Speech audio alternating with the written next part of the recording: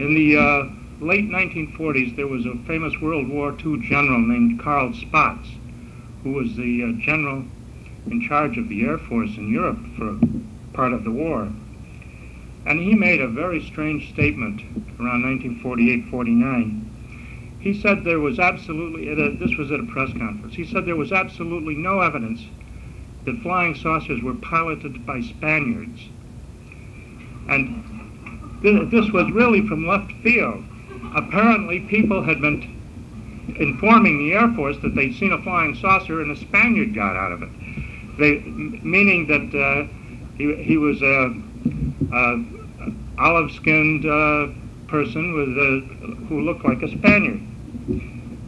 We never got the Air Force material that Spaatz based that comment on, but it was a very peculiar statement.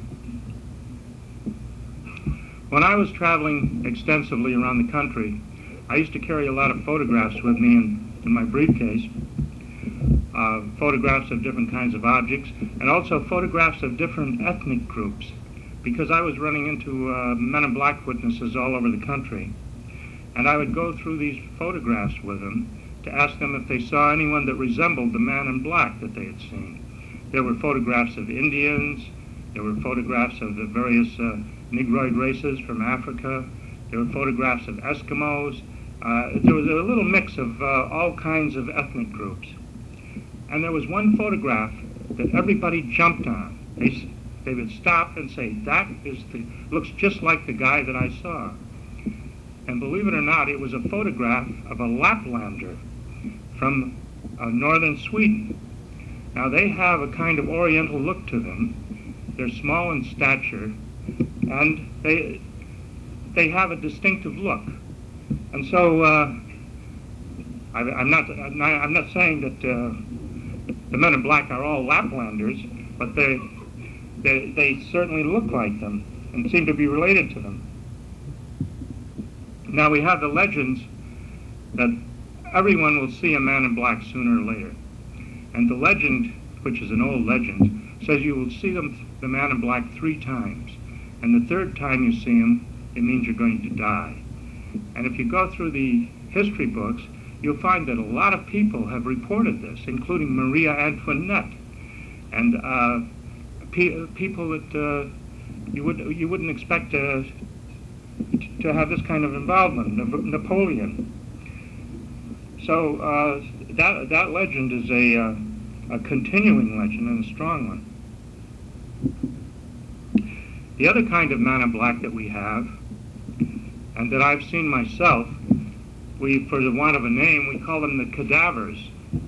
Now these are people who look like they've been dead a long time, and their clothes hang on them.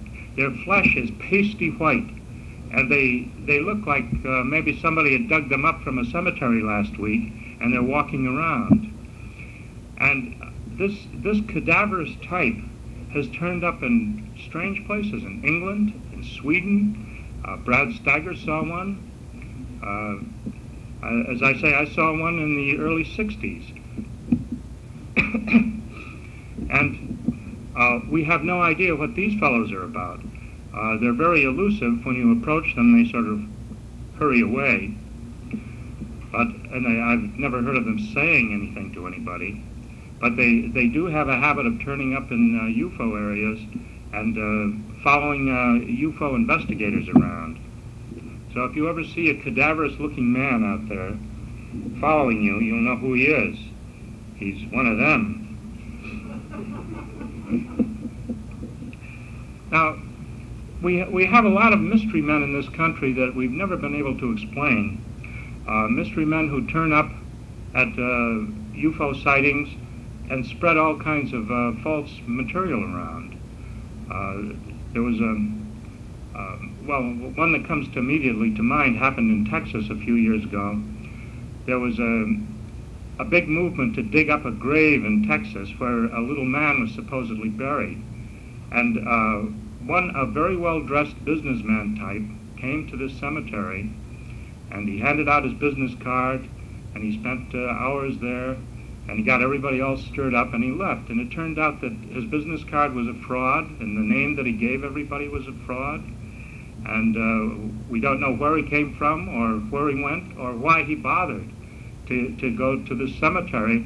The story was that in 1896, a UFO had crashed in this little town in Texas, and there had been a little man aboard, and the people had buried him in the local cemetery.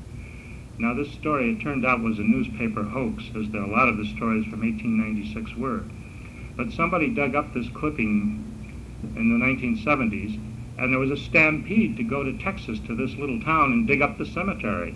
And of course, the local people didn't like that very much, and it was all a big sensational brouhaha. Nobody ever found anything in the cemetery, but it was great fun for a while.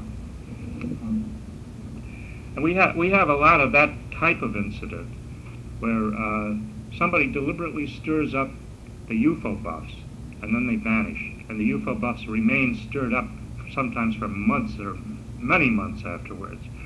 And very often the stories of these strange, bogus people circulate, get into the UFO literature, and become part of the UFO literature.